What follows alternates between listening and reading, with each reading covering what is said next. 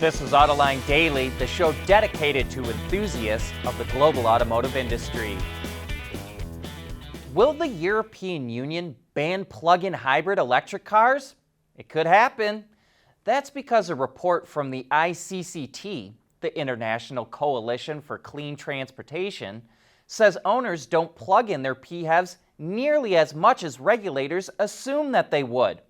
Regulators thought PHEVs would only use 0.2 liters of gasoline and emit about 37 grams of CO2 per 100 kilometers driven. But in fact, those emissions are up to 5 times higher than that. And the EU also assumed owners would plug in their PHEVs up to 85% of the time and mainly drive on electric power.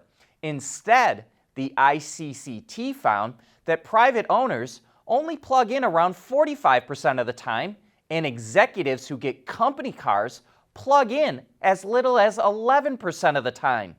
Those execs don't pay for the fuel in their company vehicles, so they're not incentivized to plug in. Germany is moving to phase out subsidies for PHEVs, and this could really hurt luxury automakers that are counting on plug-ins to meet CO2 standards. Volkswagen is considering shifting some production outside of Germany because of natural gas shortages. Germany relies on gas from Russia, but Russia has cut back on supplies. VW says it currently has enough fuel, but if the cutbacks continue into the winter, it may relocate some production outside of Germany to its other plants in Europe. VW also identified areas where it can cut back on fuel use at its plants to help ration supplies. And if VW is considering these plans, we think it's likely other automakers could be forced to do the same. And back to Russia for a moment. Toyota announced it's ending production in the country because it can't get the parts and materials it needs to keep the lines running. The automaker suspended production back in March after Russia's invasion of Ukraine, and it hoped to resume building cars, but now says there is, quote, no indication that we can restart in the future.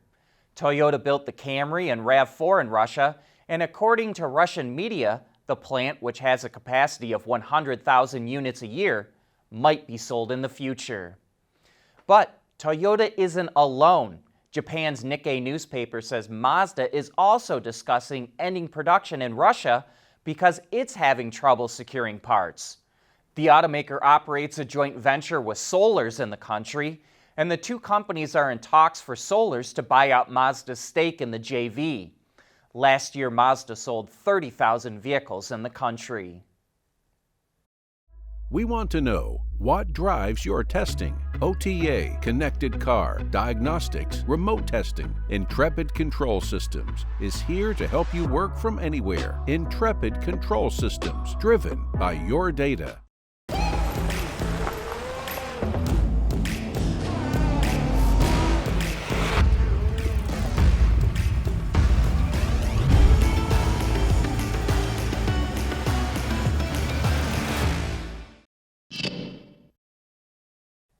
Audi estimates that its vehicles have more than 200 kilograms or 440 pounds of plastic in them.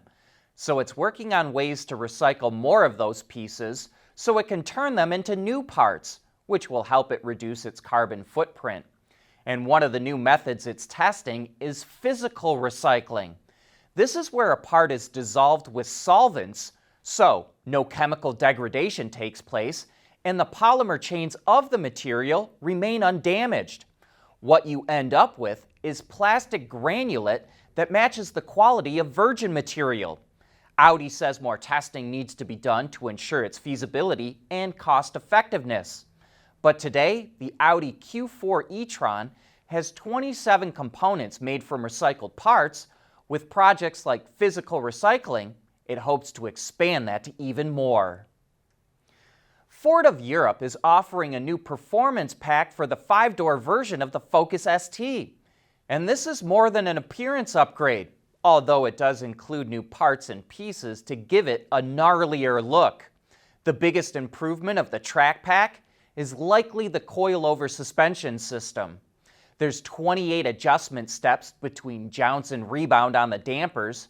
while the springs are 50% stiffer and reduce ride height by an additional 10 millimeters. Also part of the package are lighter 19-inch alloy wheels, Pirelli P0 tires, bigger front brake rotors, and Brembo front brake calipers. Interested customers can make an order today, but no word on pricing yet, and the package won't show up until November. Citroen classics like the Type H and 2CV hold a real soft spot in many people's hearts, but sometimes the past should be left in the past. Citroen and coach builder Castellani are showing off a special edition of the Berlingo van that was inspired by the 2CV Type AU, which first came out in 1951 and was basically a 2CV with a covered rear section.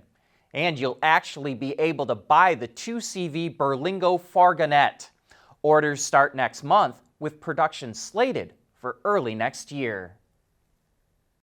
There are a few key reasons to start a business in Michigan. First of all, it's the talent. Second, Michigan is wired for winning. Third, the ecosystem here is really focused on supporting businesses in the market. At Schaeffler, we pioneer motion. Electrifying mobility, manufacturing smarter, reducing CO2 emissions, making energy production clean. Schaeffler pioneers motion to advance how the world moves.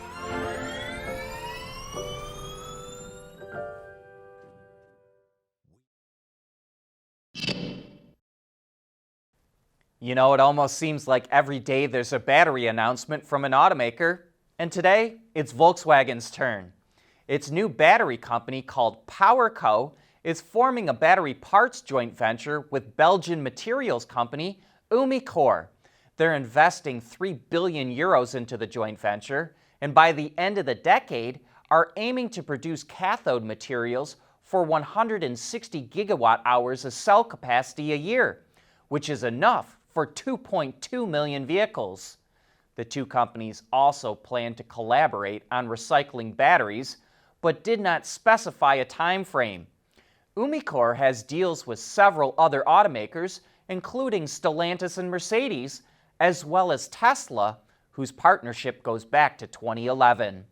And speaking of Tesla, the Model Y is red hot in China. According to the China Passenger Car Association, the crossover sold more than 31,100 units in August, which is a gain of nearly 170% compared to a year ago. That makes it the best-selling premium SUV in China. And this should also help boost sales too. The Model Y has the highest resale value among all battery electric vehicles in China, with a value retention rate of nearly 89%. Tesla's other models also do well. The Model X is 4th on the list, and the Model 3 is 7th. The Porsche Taycan has the 2nd highest resale value among BEVs in China, and interestingly, the tiny Hongguang Mini EV is 3rd. And speaking of that Mini EV, Wuling just launched the all-new convertible version. It starts at just under $14,000, which is more than $9,000 more than the base version of the car. And the convertible only comes with 2 seats, not 4.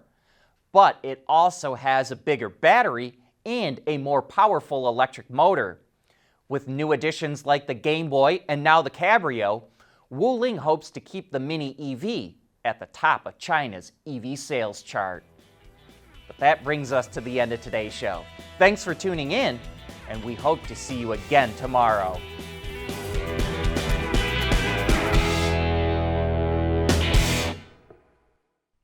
Autoline Daily is brought to you by Bridgestone, solutions for your journey. Intrepid Control Systems, over-the-air engineering, boost your game.